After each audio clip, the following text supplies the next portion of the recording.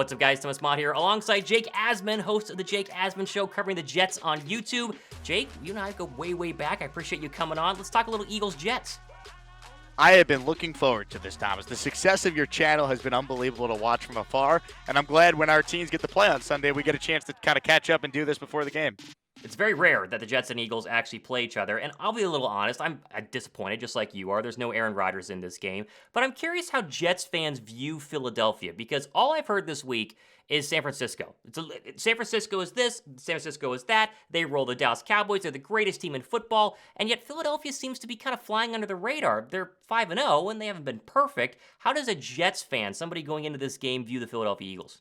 I look at them like they might be the toughest team the Jets have played all year. I look at them as a team that, all right, you want to say the Niners are the best team in the conference, that's fine. Are the Eagles not the second best team? Are the Eagles not maybe the second best team in the league? You certainly could make that argument. So I have great respect for the Eagles. And this is a matchup as a Jet fan. When Aaron Rodgers was the quarterback, you were concerned about this one. And now you have Zach Wilson versus this team, and you're terrified. So that's how I'm looking at it. It almost feels like it's a house money game for the Jets, just like that Chiefs game was a couple of weeks back, where the Jets actually had a chance to win late in the fourth quarter. So, look, I look at the Eagles like they are every bit as good as any team in the league. And with that coach, that quarterback, those receivers, that offensive line, you got a chance against anyone.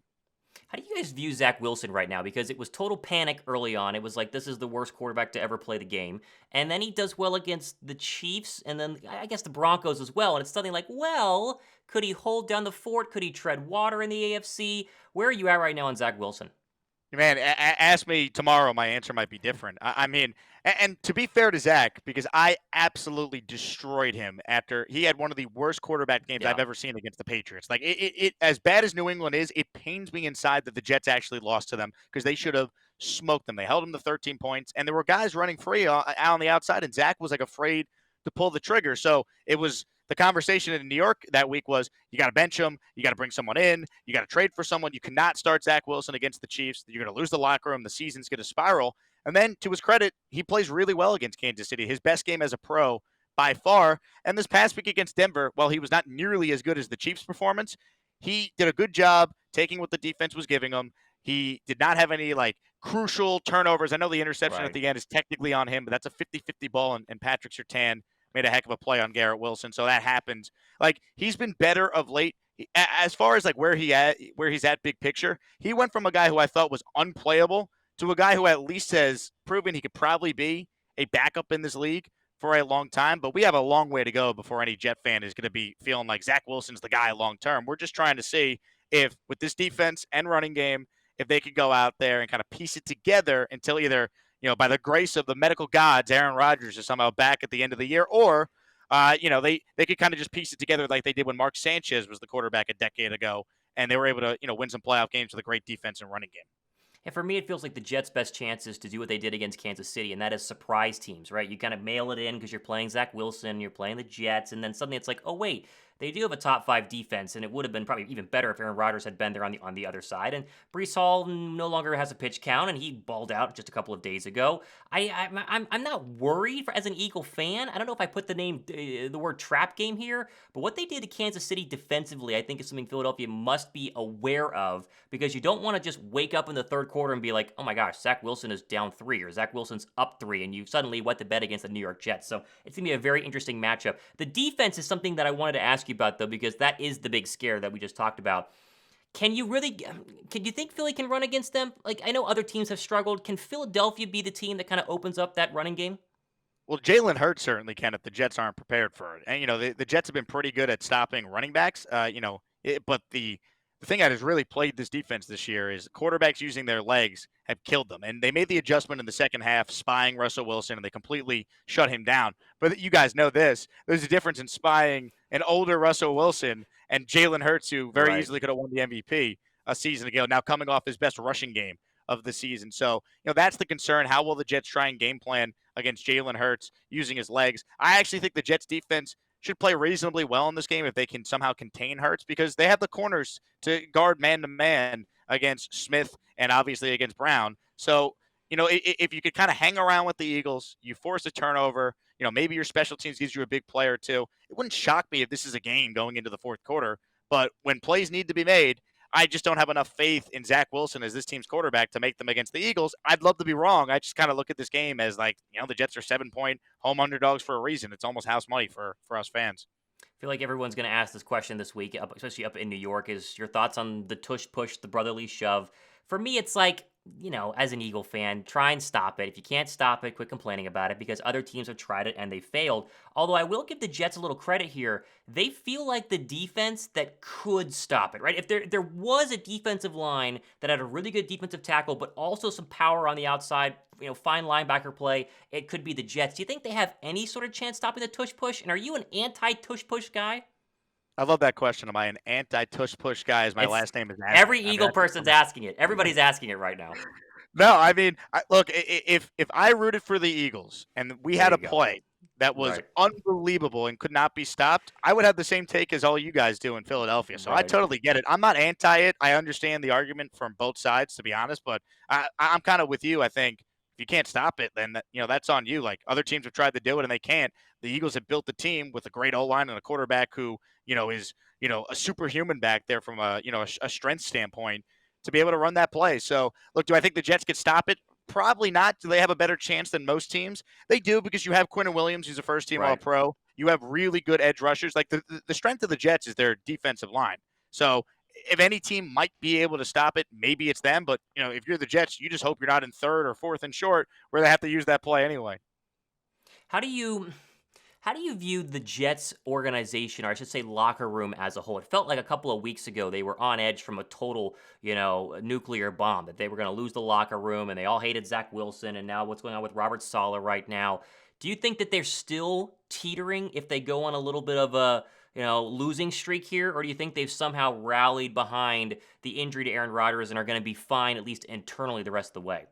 I think because Zach Wilson has played, for his standards, reasonably well the last two games. He was very good against the Chiefs. He was not terrible against the Broncos, but I probably graded as like a B- game if you kind of graded on a Zach Wilson scale. Like they were 0 for 5 in the red zone. Breece Hall went nuts, but he did step up late in the game and make some throws on third down to help them win the game. I think they've stabilized, the fear of like the locker room and like, oh, here we go again, wasting a top 5 defense with a quarterback who can't play.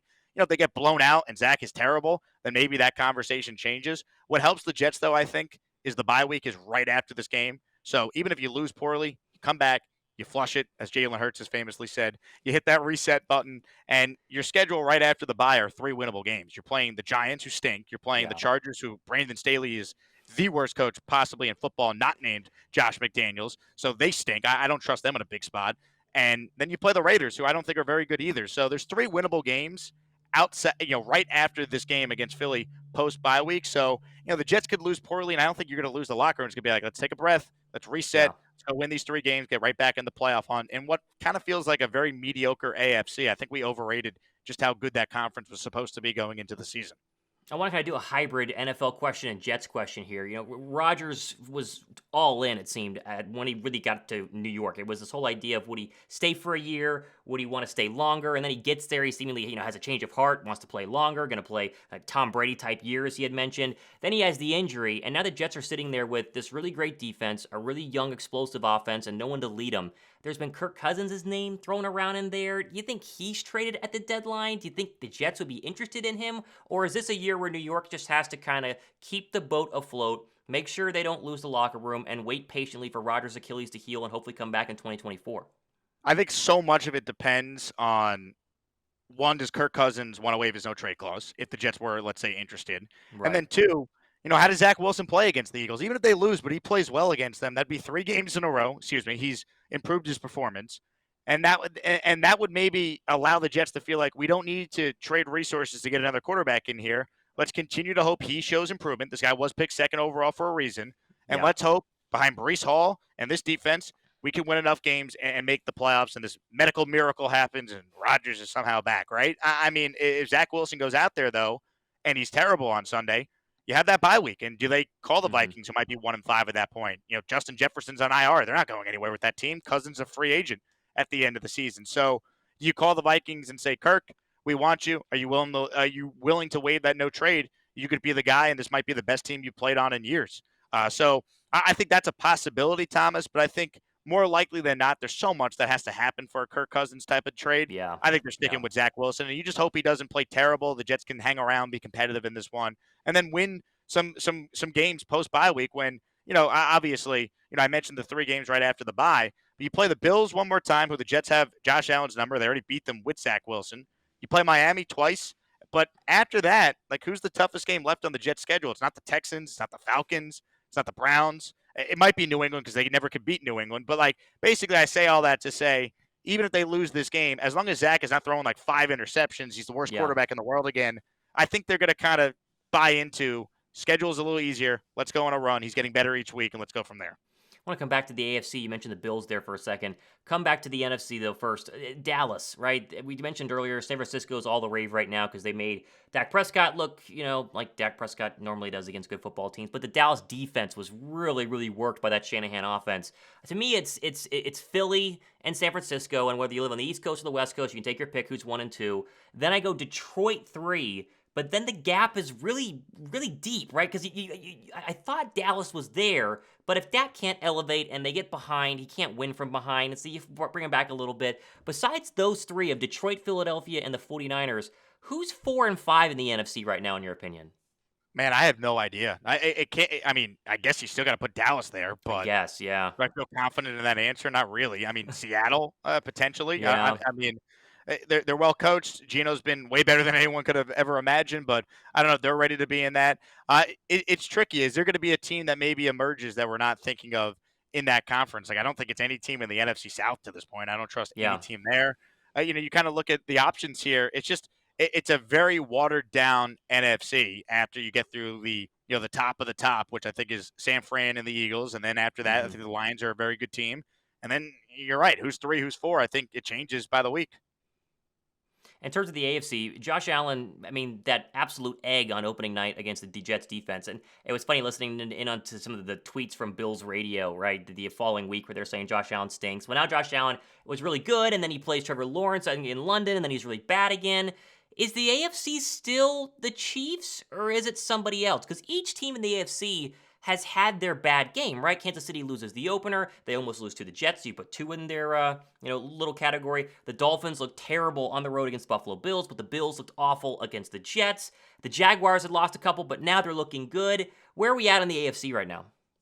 Great question. It feels like the Chiefs still have to be that team because they are the defending champs. They have the best quarterback. They have a Hall of Fame coach. But they're vulnerable. Like, this is not the same Chiefs of old. I mean, Travis Kelce's showing some signs of being an older player. He has not been the same guy. And everyone wants to talk about his dating life, but you just watch him on the field. He's averaging career lows in basically everything. It's the second time he's already been banged up. He's showing some signs of a guy who's 34 years old and has been in the league a long time. Yeah. And you look at their other receivers, no one scares you there. I mean, the Chiefs, if they want to be, to me, the clear favorites again, they're probably going to have to trade for a notable receiver by this deadline because they need some weapons for Mahomes, as great as he is. But the other teams in the conference, I mean, every week there's like a new team we anoint and then they lose. So I'm still waiting to kind of see who emerges. Cincinnati was supposed to be that team, but, with Burrow's injury situation, they haven't looked like the same team so far. The Ravens just lost to the Steelers. They've already lost to Gardner Minshew and the Colts this year. Can't put them there. I don't believe in the Browns and Deshaun Watson, especially without Nick Chubb. Like, I'm just trying to think of like all these teams people were talking about. Miami's certainly in that conversation, but there's that, is Tua going to make it through a full year? So, I feel like it's the Chiefs, then the Dolphins, and the Bills. It may be the same order we all kind of thought going into the year, but I don't really think any of those teams are as dominant as we thought. They're not the Niners. They're not the Eagles, to put it in perspective. Yeah, it definitely feels like it's a little bit more, what do you say, competitive in the AFC versus like Chiefs are for sure going to the title game, and then it's whoever can kind of limp their way to play them. It's been the losing to like Buffalo losing to the Chiefs in the divisional round, or you come back and then the Bengals limp their way there. Is there a real surprise though? Has something surprised you as we ready to end this interview in the entire league? Like for me, the biggest surprise so far has been Denver. I thought for sure that it was going to be the savior of Denver being Sean Payton, and he was going to get that team right, and they have all these weapons on the outside, and Russell Wilson, he played bad, but if he plays just a little bit better, he's going to be okay. Denver looking as terrible as they are, and now reportedly going to be, fire selling the entire team, is the biggest shock to me. What was the biggest shock for you, at least so far, 5 weeks in? I guess just how god awful New England is, and maybe we Mm, should have seen this if that's a you good look at one. their roster. But still, did anyone really think Bill Belichick would be the No. coach of the team? You could argue maybe other than the Giants or Carolina is like the worst team in Hmm. the league right now. Like it pains me the Jets somehow lost to them because Zach Wilson was that bad a couple of games ago. Like I can't sleep over it. It really pains me that bad. Like they stink. They're Yeah. awful. And I understand that. Oh, it's Belichick, this or that. Well, guess what? This is a guy who's now about to miss the playoffs for the ninth time in 11 years when Tom Brady is not his quarterback. This is a guy who, he's maybe a great defensive coach, but maybe the game has kind of passed him by. Like he Right. should not be the coach and the GM when you consider how bad the roster is, how bad their draft history is. And I can't think of a guy who's like stained his incredible legacy quite like he has since Brady left and Brady wins right away. And here's Belichick still holding on. And I mean, he might not get the Shula's wins record because that team is terrible and they're headed towards a rebuild. Yeah, it's surprising that he just can't figure out the offense in terms of weapons, right? And I don't know if it's Mac Jones specifically, but who's Mac Jones throwing to, right? I mean, if Nobody. Tyquan Thornton is a receiver there, I went to Baylor, I watched Tyquan Thornton, you're like, this guy's a 6th-round draft pick. At best, he's going to be a number 4. He might not even make a team, and yet it's like he needs to be one of their focused players. If you can't figure out the offense, and unless you have Patrick Mahomes or Josh Allen, but even guys like that, Patrick still had Tyreek Hill, and of course he has Travis Kelce, and Josh Allen, they went and got Stephon Diggs. Like, everybody has all these elite weapons around these young quarterbacks, and yet if you're living in the West or you're living in the South and you don't watch Patriot games, name another receiver. I don't think I can, besides the fact I know they have 2 tight ends and Tyquan Thornton because he went to Baylor. It's surprising. It's going to be fascinating to see if they just straight up fire him this offseason and how Belichick then rides into the sunset with this aura of Tom Brady made him and it wasn't actually him being a great coach. But I digress. It's Please. going to be interesting. Very Very interesting. Sign me interesting. up for that one. Yeah, it's probably going to happen. And then what happens with the next head coach? It's for Boston radio to go ahead and figure out. Give me a score prediction, if you will, for the Sunday game against the Jets. I think lower scoring. I think Philadelphia is going to kind of pull this one out, just due to the fact that Zach Wilson probably can't score, obviously, with the Eagle offense. I think 24-13 makes a lot of sense. Where are you at on this one? Yeah, it's funny you said that. That's kind of the number I had in my head. Just to be different, I'll say 24-17, Okay. Eagles win. If I had to make a pick with the betting line, I still would probably lay the points because I don't have enough faith in Zach Wilson being able to Yeah. score enough points. I think if the Eagles take away Breece Hall and it's like, all right, Zach, go beat us. I don't know if he can do it. Like maybe he'll prove me wrong. He was excellent against the Chiefs. He gave him a great chance to win that game. It was the best I've ever seen him play. That's not who he is, though. Like I need to see more than just 2 competent games in a row before I believe he's turned the corner and he's going to go up against an undefeated Eagles powerhouse and win. So the Jets defense, I think, will play well. They'll keep them in the game, but I don't think they're going to be able to score enough to win. There you go, Jake. I appreciate you coming on. Any Jets fans watching this, be sure to check out Jake's channel. I'm telling you, it's the best Jets channel you can find on YouTube. Always appreciate talking to you. We'll see what happens on Sunday. My man, enjoy the game. Great to catch up. Thanks, man.